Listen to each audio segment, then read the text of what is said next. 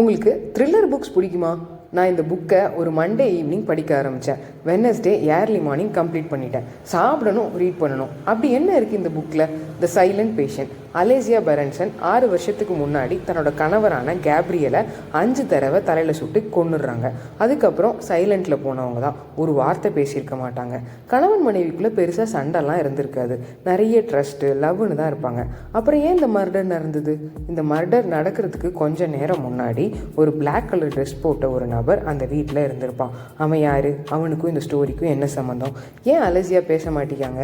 இதெல்லாம் சால்வ் பண்ணுறதுக்கு ஒரு சைக்கோ தெரபிஸ்ட் வருவார், தியோ ஃபேபர். அவர் அலேசியாவை பேச வச்சாரா? கேஸ் சால்வ் ஆச்சா? அதான் ஸ்டோரி.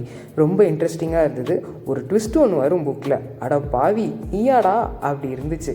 இந்த புக்கை ரீட் பண்ணும்போது நிறைய பேர் மேலே நமக்கு டவுட் வரும். ஈவன் அந்த ட்விஸ்ட்டை வாசிக்கிறது 1 hour முன்னாடி கூட நான் ஒரு கெஸ் பண்ணேன். எனக்கே நான் ஒரு ஜீனியஸ் அப்படிலாம் தோணுச்சு. பட் இல்லை, என் கெஸ் தப்பு.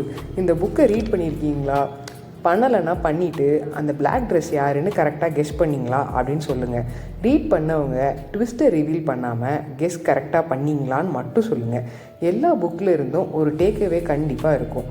இந்த புக்கில் நான் புரிஞ்சுக்கிட்டது, எல்லாரோட ஆக்ஷன், கேரக்டர், ரியாக்ஷன்ஸ்க்கு பின்னாடியும் நம்மளோட சைல்ட்ஹுட் ரொம்ப பெரிய ரோல் ப்ளே பண்ணுதுன்னு நினைக்கிறேன். உங்களோட சைல்ட்ஹுட் கஷ்டமானதாக இருந்துருந்துச்சு அப்படின்னா அதிலேருந்து ஹீல் ஆகிறதுக்கு ட்ரை பண்ணுங்கள். நீங்கள் இப்போ பேரண்ட்ஸாக இருக்கீங்க அப்படின்னா உங்களோட சைல்டுக்கு ஒரு அழகான சேஃபான சைல்ட்ஹுட்டை கொடுக்கறதுக்கு ட்ரை பண்ணுங்கள். வேறு ஒரு பதிவில் பேசலாம். இப்படிக்கு அன்புடன் வாசுகி.